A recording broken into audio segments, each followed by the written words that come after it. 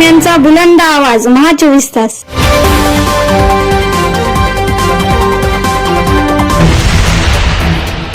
विधानसभेच्या निवडणुका झाल्यात.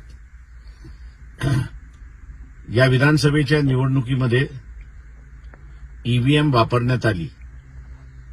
ईव्हीएमच्या संदर्भात अनेक घोळ झालेत, मॅन्युप्युलेट झालेले आहेत, अशी चर्चा सुरुवात आहे.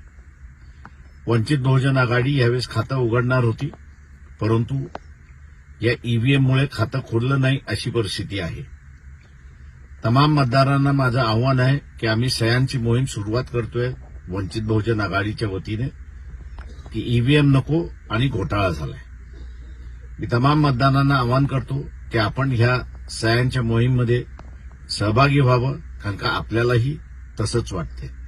आपण सहभागी व्हाल ही अपेक्षा वंचित बहुजन आघाडीच्या वतीने. नमस्कार. जय भीम.